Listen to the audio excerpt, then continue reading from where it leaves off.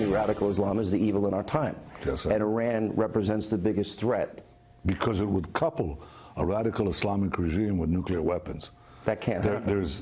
There could be evil that is not threatening because it doesn't have the powers of mass murder.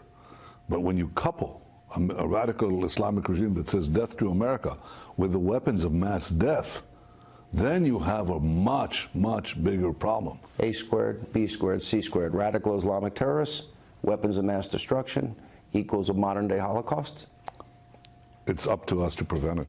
All right, that was Israeli Prime Minister Benjamin Netanyahu on this program last night talking about the threat posed by a nuclear Iran. Joining us now with the reaction, author of Besiege, retired Brigadier General Tony Tata, former spokesperson for the U.S. ambassador to the United Nations, Fox News contributor Rick Grenell.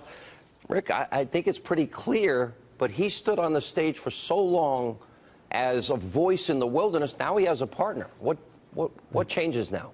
All of the allies that we have in the region are desperate to have U.S. leadership. So when Donald Trump and Bibi Netanyahu get together and they lay out a plan for pushing back and isolating Iran, there's a lot of cheers from the Middle East leaders. We have seen not just terror cells from the Iranians, but literally a strategy for Iran to place competing military forces in places like Iraq, in Syria, in Lebanon. They are not going to stop. They want it in Turkey.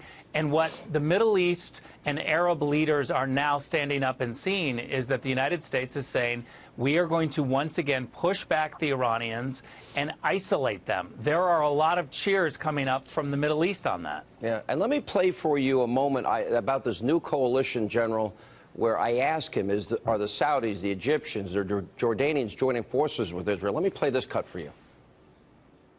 I'm reading the tea leaves, and what I'm hearing from you is that there is an alliance that perhaps is emerging that maybe nobody ever anticipated before, that goes way beyond a one or two state solution, and that which would fit into the not only against Iran but also the Palestinian issues. I'm trying to throw a very cunning journalist off track. So. Is that what? But look, I'm looking for hope more than I think there's a lot of hope. I think there's hope first in their resolve to resist these terrorists, these brutes, and second in the understanding that we can forge new relationships that we never had before. General, did you pick up what I picked up during that press conference, this emerging alliance, something much bigger than people or even have conceived of before? I think so, Sean, and I think your conversation with the Prime Minister contributed to that whole discussion to further it along. That's how important I think that was.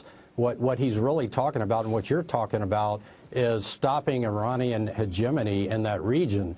You got to remember, they're supporting Hamas, they're supporting Hezbollah, the Sunni and Shia Arabic members of the transnational terrorist group that is trying to wipe Israel off the face of the map.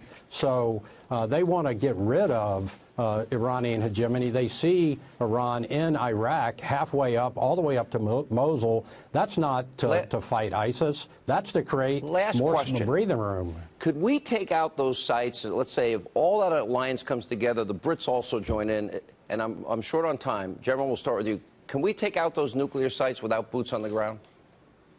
We could. It's better to have boots on the ground. Some of our secret folks on the ground with lasers that can do that. But yes, absolutely, we could. And you agree with that, Rick?